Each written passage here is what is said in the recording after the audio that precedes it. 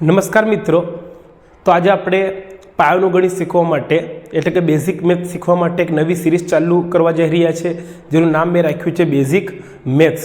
તો આખી સિરીઝની અંદર આપણે પાયાનું ગણિત શીખવાનું છે। હવે આ જે સિરીઝ છે, આ જે વિડીયોઝ છે, એ કોને કામ લાગશે, કોનો ઉપયોગી થશે? તો ધોરણ 6 થી માંડી ધોરણ 10ના બાળકોને ગણિત શીખવા માટે કે જેમનું ગણિત કાચું છે અથવા ગણિત બિલકુલ નથી આવડતું એમને કામ લાગશે। ત્યારબાદ જે વિદ્યાર્થીઓ સ્પર્ધાત્મક પરીક્ષાની તૈયારી કરે છે, બરાબર, સ્પર્ધાત્મક પરીક્ષાની તૈયારી કરે છે, એક્ઝામની તૈયારી કરે છે, એમને પણ આ વિડીયો કામ લાગશે। કેમ એમ? તો જો જેનું ગણિત બિલકુલ કાચું છે એને કામ લાગશે, સાથે સાથે જેને ગણિતમાં રસ છે અથવા તો ગણિત પાક્કું છે પણ આગળ શીખવું છે અથવા ગણિતનું રિવિઝન કરવું છે તો એને પણ આખી આ જે સિરીઝના વિડીયો છે કામ લાગવાના છે। તો પ્રથમ ચેપ્ટર આજે આપણે શીખવાનું છે સંખ્યા જ્ઞાન, બરાબર। ખરેખર આનું નામ શું છે? સંખ્યા પદ્ધતિ છે, એટલે કે નંબર સિસ્ટમ છે, પરંતુ મેં નામ શું રાખ્યું છે? સંખ્યા જ્ઞાન મેં નામ રાખેલું છે। તો જો આ ચેપ્ટરની અંદર આપણે શું શીખવાનું છે? સંકર સંખ્યા શીખવાની છે, બરાબર। સંકર સંખ્યાના બે પ્રકાર પડે, વાસ્તવિક સંખ્યા અને કાલ્પનિક સંખ્યા। ત્યારબાદ જે વાસ્તવિક સંખ્યા છે એ અસમય સંખ્યા અને સમય સંખ્યામાં બે પ્રકાર પડે। અસમય સંખ્યાના બે પ્રકાર, ગાણિતિક સંખ્યા અને અચળાંક। હવે સમય સંખ્યામાં કોનો સમાવેશ થાય? તો પૂર્ણાંક સંખ્યા અને અપૂર્ણાંક સંખ્યા। હવે પૂર્ણાંક સંખ્યાના બે પ્રકાર, ઋણ સંખ્યા અને પૂર્ણ સંખ્યા। પૂર્ણ સંખ્યામાં શું આવે? શૂન્ય આવે, એટલે પ્રાકૃતિક સંખ્યા આવે। હવે પ્રાકૃતિક સંખ્યામાં શું આવે? વિભાજ્ય સંખ્યા, અવિભાજ્ય સંખ્યા અને વિશિષ્ટ સંખ્યા આવશે। ત્યારબાદ સમય સંખ્યામાં બીજો પ્રકાર છે અપૂર્ણાંકનો। તો અપૂર્ણાંક શુદ્ધ અપૂર્ણાંક આવે, અશુદ્ધ અપૂર્ણાંક આવે અને મિશ્ર અપૂર્ણાંક આવે। તો આ બધી જ સંખ્યાની વ્યાખ્યા, ઉદાહરણો, બધા જે નિયમો છે અને એમની વિશિષ્ટતા આપણે દેખવાની છે, એમના ગુણધર્મનો અભ્યાસ કરવાનો છે। ત્યારબાદ આપણે એકી સંખ્યા, બેકી સંખ્યા, બરાબર, અવિભાજ્ય સંખ્યા, વિભાજ્ય સંખ્યા, સહ અવિભાજ્ય સંખ્યા, વ્યસ્ત સંખ્યા, વિરોધી સંખ્યા, આ વિવિધ સંખ્યાનો અભ્યાસ કરવાનો છે પહેલા ચેપ્ટરની અંદર। ચાલો તો શરૂઆત કરીએ। તો સંખ્યા જ્ઞાન એટલે કે નંબર સિસ્ટમ આપણા ચેપ્ટરનું નામ છે। તો બધા પહેલાં આપણે સંખ્યાની વાત કરીએ તો જો મિત્રો, જે ગણિતની જેટલી પણ બધી સંખ્યાઓ છે, ગણિતની જે બી બધી સંખ્યાઓ છે એ બધી જ સંખ્યા શેની બનેલી છે? તે બધી જ સંખ્યા 0, 1, 2, 3, 4, 5, 6, 7, 8 અને 9। તો ગણિતની અંદર અથવા તો આખી દુનિયાની અંદર જેટલી બી સંખ્યા છે એ આ 9 આંકડામાંથી બનેલી છે, 10 આંકડામાંથી બનેલી છે। કોઈ બી સંખ્યા હોય, દાખલા તરીકે હું ગમે તે લખીશ તો એના અંદર જો શું આવશે? 8 આવ્યો, 9 આવ્યો અને 0 આવ્યો, બરાબર। તો આ 8, 9 અને 0 અંદર છે? હા, તો છે, બરાબર। તો જેટલી બી સંખ્યા છે ગણિતની એ બધી આ 10 આંકડા અંકોમાંથી બનેલી હશે। હવે આ જે સંખ્યા પદ્ધતિ છે એને શું કહેવાય? તો હિન્દુ અરેબિક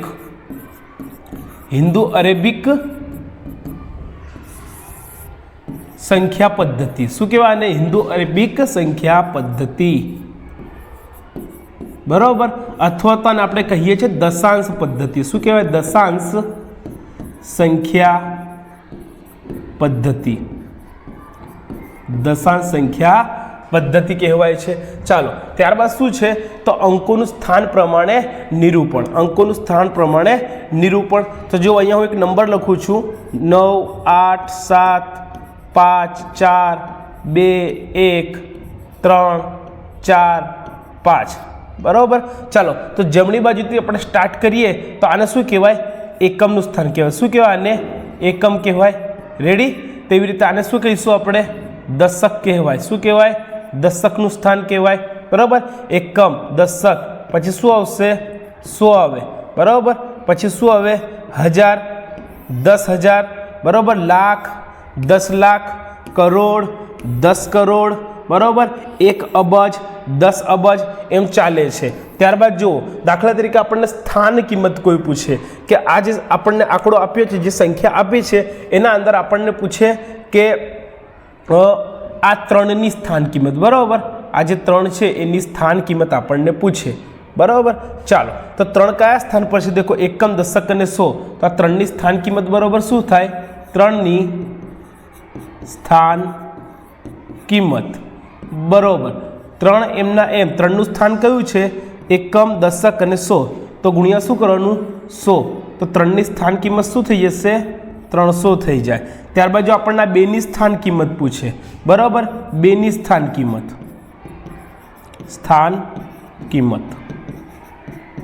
ચાલો તો બરાબર 2 એમના એમ 2નું સ્થાન આપણે જોઈએ.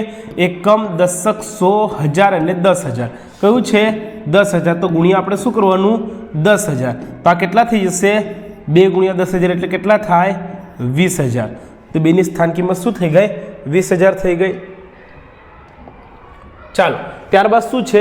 તો સંખ્યાઓનું વર્ગીકરણ. એના અંદર અલગ અલગ સંખ્યા છે, 9 પ્રકારની સંખ્યા છે, એનો આપણે અભ્યાસ કરવાનો છે. તો બધાથી પહેલાં આપણને આપી છે પ્રાકૃતિક સંખ્યા. પ્રાકૃતિક સંખ્યાને ઇંગ્લિશમાં નેચરલ નંબર કહેવાય. એટલે પ્રાકૃતિક સંખ્યાને શેના વડે દર્શાવાય? તો પ્રાકૃતિક સંખ્યાને n વડે દર્શાવાય. શેના વડે દર્શાવાય? n વડે. હવે જે પ્રાકૃતિક સંખ્યામાં કોનો સમાવેશ થાય? તો જુઓ, આવી એક સંખ્યા રેખા આવે, એને શું કહેવાય? સમય રેખાની શું કહેવાનું? સંખ્યા રેખા. અહીં 0 આવે અને જમણી બાજુ 1, 2, 3, આમ કઈ સુધી જવાનું? અનંત સુધી જવાનું. કઈ સુધી જવાનું?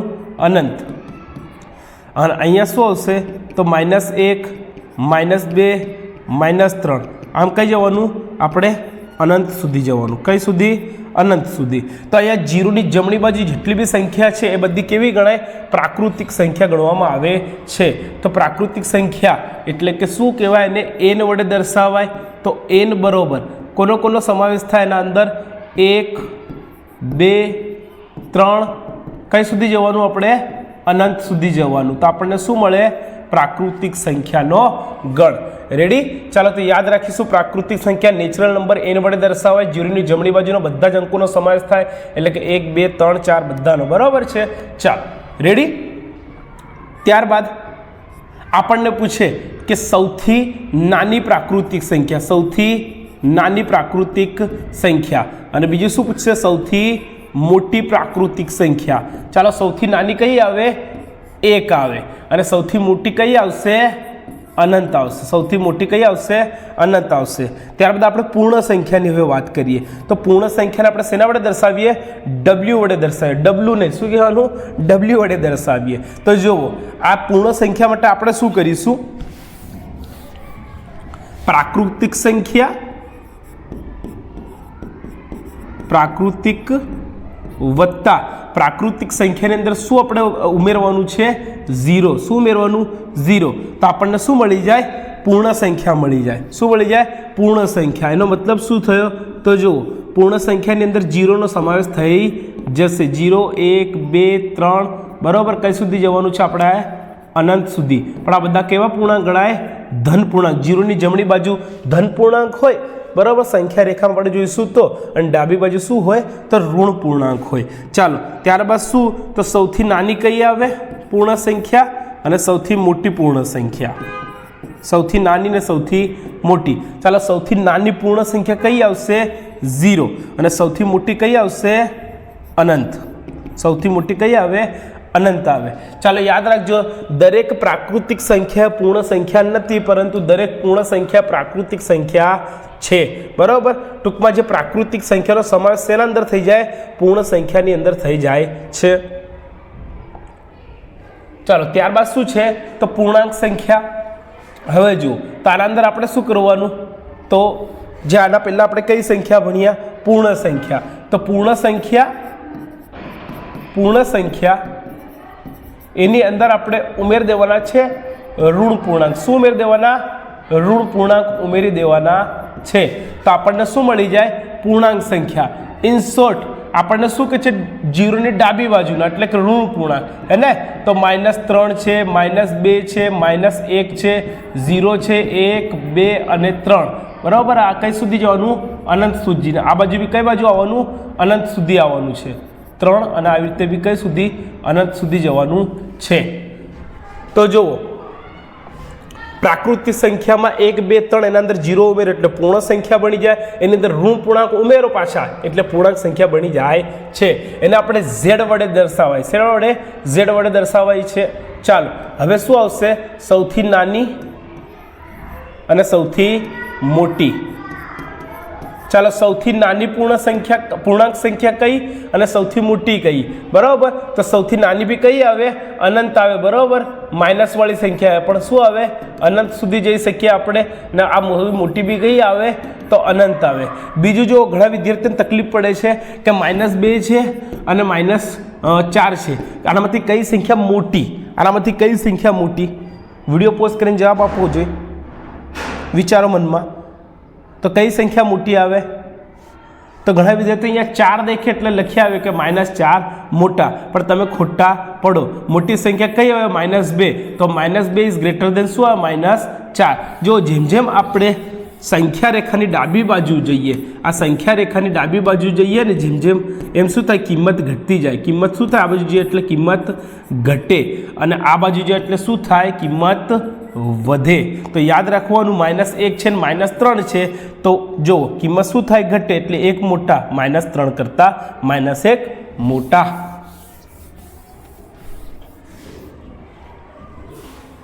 ચાલો, ત્યારબાદ શું છે? તો અપૂર્ણાંક. અપૂર્ણાંકને આપણે શું કહેવાય? તો ફ્રેક્શન્સ કહેવાય. શું કહેવાય? ફ્રેક્શન્સ કહેવાય. હવે અપૂર્ણાંકને આપણે છે ને અંશ અને છેદ સ્વરૂપે દર્શાવવાનું છે. P/Q એટલે ટૂંકમાં શું કહેવાનું છે? અંશ ભાગ્યા છેદ. બરાબર, આના સ્વરૂપે દર્શાવવાનું છે. પરંતુ આપણે યાદ રાખવાનું, અહીંયા જે Q છે ને, Q is not equal to 0. એટલે Q છે ને 0 હોવું જોઈએ નહીં, છેદમાં 0 ના હોવો જોઈએ. અને છેદમાં 0 કેમ ના હોવો જોઈએ? વિડીયો પોઝ કરીને કોમેન્ટની અંદર જવાબ લખી દો. ચાલો, તો P/Q સ્વરૂપે આપણે દર્શાવી શકીએ. એને શું કહેવાય? તો એને આપણે અપૂર્ણાંક કહીએ છીએ. જો ઉદાહરણ આપણે લખીએ તો ચાલો, 2/3, 4/5, 5/10. આ બધા શેના ઉદાહરણ થઈ ગયા? અપૂર્ણાંકના ઉદાહરણો થઈ ગયા. ત્યારબાદ આપણે કોઈક વિડીયોની અંદર કોઈક દિવસ આપણે શીખશું આ જે પૂર્ણાંક સંખ્યા છે, અપૂર્ણાંક સંખ્યા છે. બરાબર, ઘણા વિદ્યાર્થીઓને આવું નથી આવડતું કે -2 છે વત્તા -2 છે, તો આનું આપણે કઈ રીતે કરવાનું છે, તો અહીંયા કયા નિયમ લાગે ને આનો સરવાળો કઈ રીતે કરવાનો નથી આવડતું, તે આપણે કોઈક દિવસ શીખીશું. ઓકે, તો અપૂર્ણાંક એટલે શું ભાઈ? ઇંગ્લિશમાં ફ્રેક્શન્સ કહેવામાં આવે. અંશ અને છેદવાળી સંખ્યા સમાવેશ એના અંદર થાય, તો અપૂર્ણાંકની અંદર થશે. ચાલો, તો 2/3, 4/5, 5/10 વગેરે શું થઈ ગયા? અપૂર્ણાંકના ઉદાહરણ થઈ ગયા. પરંતુ Q એટલે કે છેદ 0 હોવો જોઈએ ના. ચાલો, હવે અપૂર્ણાંકની અંદર બીજું શું આવે છે? તો જુઓ, જે અપૂર્ણાંક છે એના બીજું આવે છે 3 પ્રકાર છે અપૂર્ણાંકના. શુદ્ધ અપૂર્ણાંક, શુદ્ધ અપૂર્ણાંક, બરાબર. ત્યારબાદ આવશે અશુદ્ધ, આવશે અશુદ્ધ અપૂર્ણાંક, અને મિશ્ર અપૂર્ણાંક. અને મિશ્ર અપૂર્ણાંક 3 પ્રકાર પડે અપૂર્ણાંકના. જો શુદ્ધ અપૂર્ણાંક એટલે શું? બરાબર, તો જુઓ, જે અંશ હોય ને, અંશ નાનો અને આપણે લખવાનું છેદ મોટો, આવી રીતે આપણે યાદ રાખવાનું છે ને. ઉપર શું આવે? અંશ. તો અંશ નાનો અને છેદ મોટો, એને શું કહેવાય? તો શુદ્ધ અપૂર્ણાંક કહેવાય. દાખલા તરીકે જુઓ, દાખલા તરીકે આપણે લખીએ, અહીંયા લખશું આપણે 3. બરાબર, હવે અંશ કેવો છે? નાનો લેવાનો, છેદ મોટો એટલે 3 કરતાં મોટો, તો 3 કરતાં મોટા 5. તો આ શું થઈ ગયું? અશુદ્ધ અપૂર્ણાંક. એવી રીતે અહીંયા લખું 3, અહીંયા લખું 6, અહીંયા લખું ઉપર 3, અહીંયા લખું 7. તો દરેક શું છે? શુદ્ધ અપૂર્ણાંક. હવે શુદ્ધ અપૂર્ણાંકમાં હંમેશા યાદ રાખવાનું, એનું આપણે દશાંશ નિરૂપણ કરીએ ને તો આપણને કિંમત 1 કરતાં નાની મળે. કિંમત હંમેશા 1 કરતાં નાની, 1 કરતાં નાની મળશે. જો આપણે કરી દેખીએ 3/7 અથવા 3/5, તો 3/5 આવી રીતે લખાય. અહીંયા આપણે શું મૂકવાનું? 0. તો અહીંયા આવશે દશાંશ ચિહ્ન. બરાબર, 5 શું થાય? 30 થાય. બરાબર, તો 0.6 જવાબ આવ્યો એને. 3/5, 3/5 બરાબર શું આવે? 0.6. તો 1 કરતાં નાના થયા ને. તો આ જે શુદ્ધ અપૂર્ણાંક હશે એની કિંમત હંમેશા 1 કરતાં કેવી મળશે? નાની મળશે. ત્યારબાદ શું છે? અશુદ્ધ અપૂર્ણાંક. અશુદ્ધમાં અવળું કરી નાખવાનું, એટલે શું કરવાનું? અંશ મોટો, અંશ મોટો અને છેદ નાનો, છેદ નાનો કરી નાખવાનો। હવે જો દાખલા તરીકે આને ઉલટાવી દેવાનું, 3ના છેદમાં 5 છે તેને 5ના છેદમાં 3 લખી નાખીએ, એવી રીતે 6ના છેદમાં 3 આવી જશે। અહીંયા 3ના છેદમાં 7 છે તો 7ના છેદમાં 3 કરી દઈએ તો આ શું બની ગયું? ઉદાહરણ અશુદ્ધ અપૂર્ણાંકના। હવે આની કિંમત કેવી હશે? 1 કરતાં નાની, 1 કરતાં નાની મળશે, અરે સોરી 1 કરતાં મોટી, બરાબર, 1 કરતાં મોટી મળશે કિંમત, બરાબર। 5ના છેદમાં 3, જો 5ના છેદમાં 3 તો 3 એકા 3। હવે જો આગળ દાખલો ગણવાની જરૂર છે જ નહીં, હે ને? અહીંયા પોઈન્ટમાં જવાબ આવશે ને 1 કરતાં મોટી સંખ્યા આપણને મળશે, એનું દશાંશ નિરૂપણ। ચાલો, ત્યારબાદ શું છે? મિશ્ર અપૂર્ણાંક। શું છે?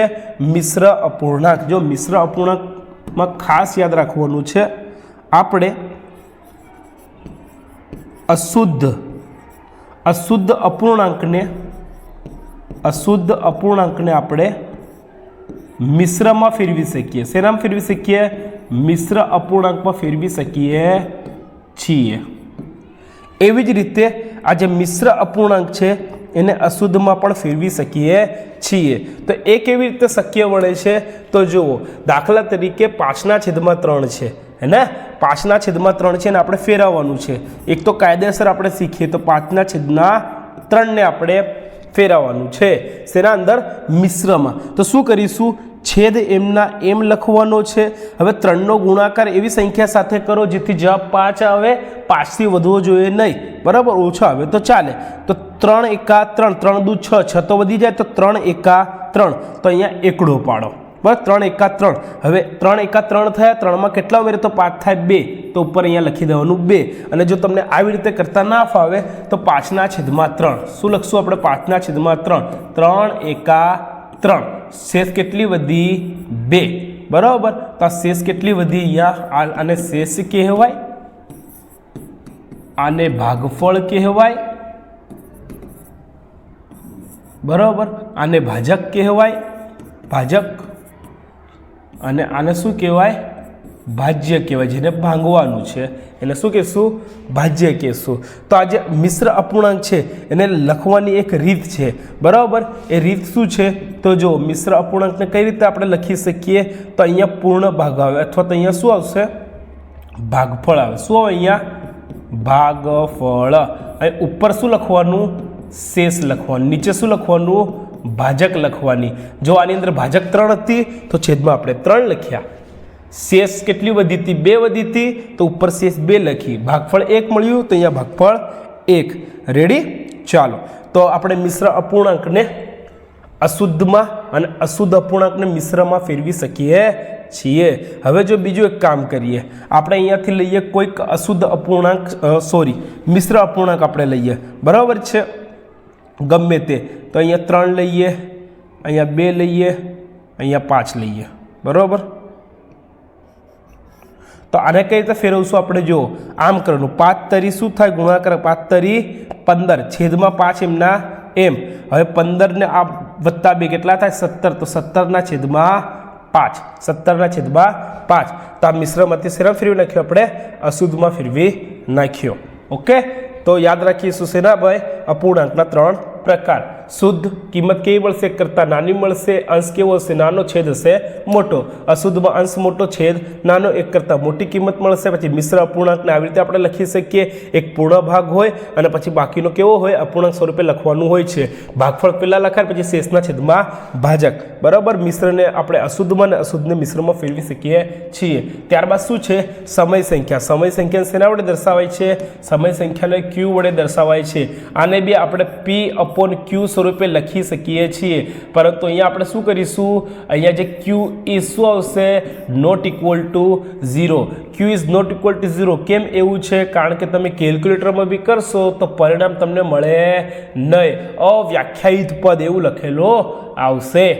ચાલો, તો અસમય સંખ્યાને આપણે હવે ઉદાહરણ સમય સંખ્યાને આપણે શું દેખીએ? ઉદાહરણ દેખીએ।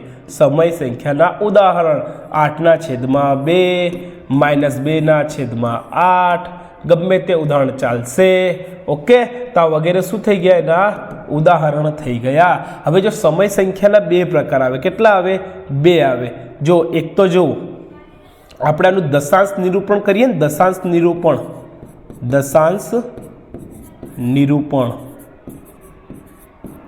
આનું જો આપણે દશાંશ નિરૂપણ કરીએ તો આપણને શું મળે?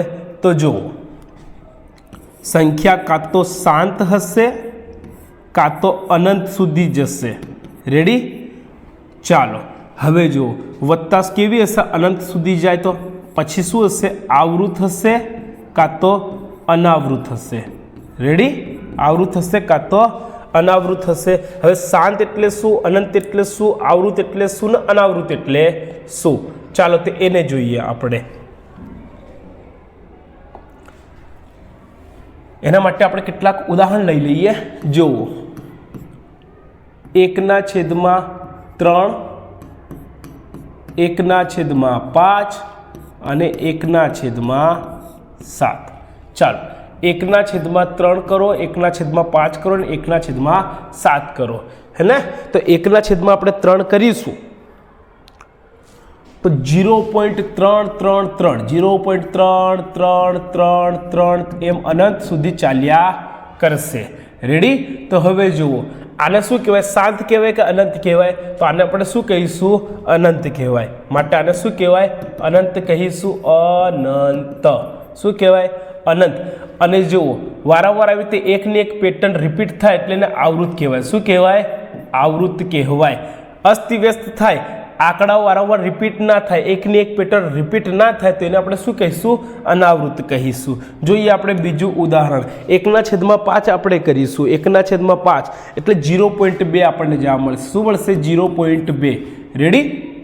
ચાલો તો જો આ અનંત સુધી જતું નથી, માટે આપણે આને શું કહીશું? શાંત કહેવાય. આને શું કહેવાય? શાંત કહેવાય. શું કહીશું? શાંત સમય સંખ્યા. રેડી? ચાલો ત્યારબાદ શું છે? ઉદાહરણ 1/7. હવે 1/7 1/7 કરશો તમે એટલે બહુ જ લાંબો જવાબ મળશે. 0 પછી 1 4 2 8 0.1428 5 7. ત્યારબાદ પાછી આ જે સંખ્યા છે પાછી રિપીટ થશે. 1 4 2 8 5 7. તો જુઓ આ જે સંખ્યા છે એ રિપીટ થશે. બરાબર? માટે અહીંયા જુઓ આ કેવી છે? અનંત છે. કેવી છે? અનંત છે. વત્તા કેવી છે? અનાવૃત છે. કેવી છે? તો અનાવૃત છે. સોરી, એકની એક પેટર્ન રિપીટ થાય છે એટલે એને શું કહીશું આપણે? આવૃત કહેવાય. શું કહેવાય? આવૃત કહેવાય. તો આઈ હોપ તમને ખબર પડી ગઈ હશે. જો એકની એક પેટર્ન રિપીટ થાય ત્યારે આપણે શું કહીશું? આવૃત કહીશું. અને રિપીટ ના થાય તો શું કહીશું? અનાવૃત કહીશું. શાંત એટલે શું? તો આવી રીતે રોકાઈ જશે. અને અશાંત અથવા તો એને શું કહીએ છીએ આપણે? અનંત એટલે શું? તે અનંત સુધી ચાલ્યા જ કરશે.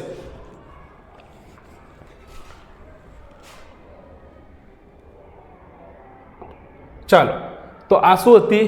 સમય સંખ્યા. ત્યારબાદ શું આવશે? અસમય સંખ્યા. ચાલો તો સમય સંખ્યા પછી શું છે? અસમય સંખ્યા.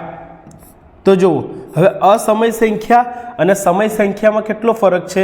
તો જુઓ, જે અસમય સંખ્યા હશે એ કેવી હશે? હંમેશા તો અનંત હશે. હંમેશા કેવી હશે? અનંત હશે અને અનાવૃત હશે. કેવી હશે? અનંત અને અનાવૃત હશે. બીજી વાત એનામાં જે સંખ્યાઓનું ચોક્કસ વર્ગમૂળ ના નીકળી શકે, ચોક્કસ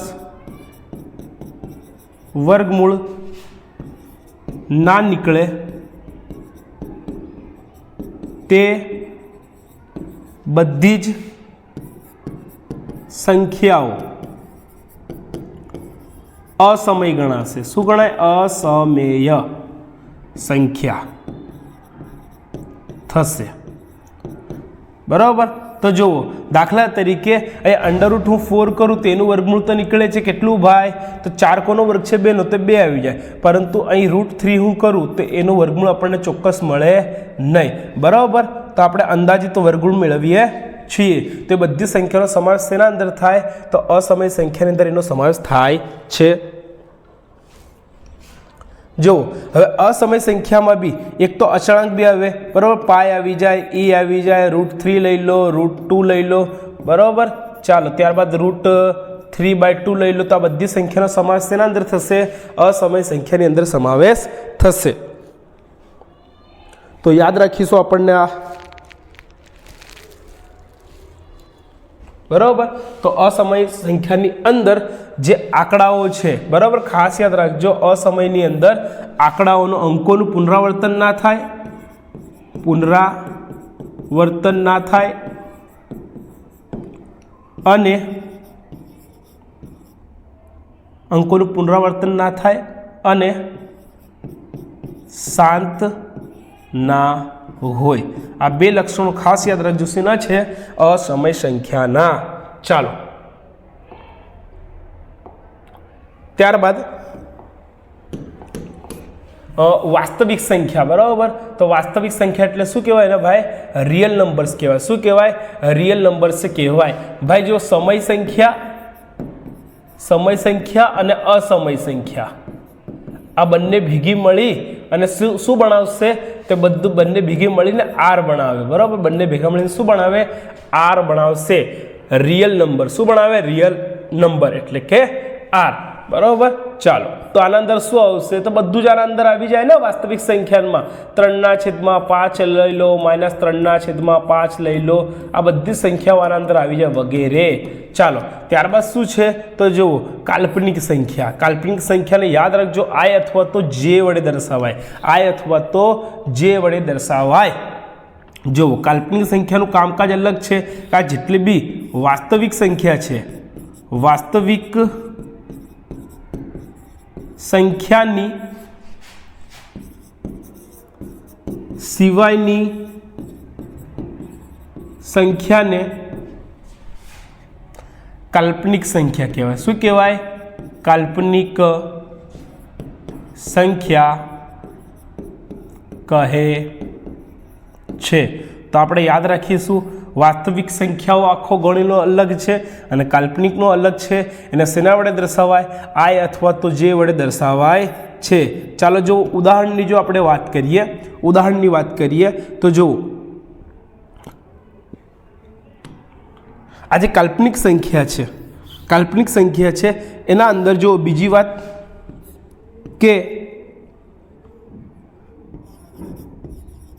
બધા જ અથવા તો બધી જ ઋણ વર્ગમૂળ વાળી સંખ્યાઓ, બધી જ ઋણ વર્ગમૂળ વાળી સંખ્યાઓનો સમાવેશ શેના અંદર થાય? કાલ્પનિક સંખ્યાઓમાં. ઉદાહરણ આપણે લઈએ તો જુઓ, વર્ગમૂળમાં -4, તો આનું વર્ગમૂળ કેટલું નીકળે? 4નું કેટલું થઈ જાય ભાઈ? 2 થઈ જશે. અને કાલ્પનિક સંખ્યા છે કેમ કે માઇનસ છે એટલે અહીંયા આય લગાડી દેવાનો છે. ખાસ યાદ રાખજો. ચાલ આવી રીતે 16 હોય, -16 હોય તો શું થઈ જશે? 4 એનું વર્ગમૂળ નીકળે અને કાલ્પનિક સંખ્યા છે એટલે અહીંયા -i લગાડી દેવાનું છે. આ ખાસ યાદ રાખજો. ત્યારબાદ આજની લાસ્ટ સંખ્યા છે સંકર સંખ્યા. કઈ સંખ્યા આવે બેટા? સંકર સંખ્યા છે. તો જો વાસ્તવિક સંખ્યા અને કાલ્પનિક સંખ્યા આ બંને સંખ્યા ભેગી મળી અને શું બનાવે? તો એ બનાવશે સંકર સંખ્યા. શું બનાવશે? સંકર સંખ્યા. સંકર સંખ્યાને શેના વડે દર્શાવાય? સી વડે દર્શાવાય. બરાબર છે. ચાલો તો ઇનશોર્ટ આપણે યાદ રાખીશું. આજે શોર્ટમાં આ જે સંકર સંખ્યા છે એને આપણે a વત્તા bi વડે દર્શાવવાનું છે. એના અંદર એ જે છે ને એ શું છે? વાસ્તવિક સંખ્યા છે. શું છે? તો વાસ્તવિક સંખ્યા દર્શાવે છે. અને જે bi છે એ શું છે? તે કાલ્પનિક સંખ્યા દર્શાવે છે. ટૂંકમાં વાસ્તવિક સંખ્યા અને કાલ્પનિક સંખ્યા ભેગી મળીને શું બનાવશે? સંકર સંખ્યા બનાવશે. ઓકે, તો આ હતો આપણો આજનો વિડીયો કે જેની અંદર આપણે શેનો અભ્યાસ કર્યો? તો જુઓ એના અંદર આપણે સંકર સંખ્યા, વાસ્તવિક સંખ્યા, બરાબર, કાલ્પનિક સંખ્યા, સમય સંખ્યા, અસમય સંખ્યા, પૂર્ણ સંખ્યા, પૂર્ણાંક સંખ્યા, અપૂર્ણાંક સંખ્યા, આ દરેકનો આપણે અભ્યાસ કર્યો છે. હવે આના પછીના નેક્સ્ટ વિડીયોની અંદર આપણે આના પછી જે નેક્સ્ટ વિડીયો હશે એની અંદર આપણે વ્યસ્ત સંખ્યા, વિરોધી સંખ્યા, પ્રતિવર્તી સંખ્યા, પૂર્વવર્તી સંખ્યા, સહ અવિભાજ્ય સંખ્યા, વિભાજ્ય સંખ્યા, અવિભાજ્ય સંખ્યા વગેરે સંખ્યાનો અભ્યાસ કરશું, તેમના ગુણધર્મોનો અભ્યાસ કરીશું. ઓકે મિત્રો, તો મળીશું હવે નેક્સ્ટ વિડીયોમાં. ધન્યવાદ. જય હિન્દ.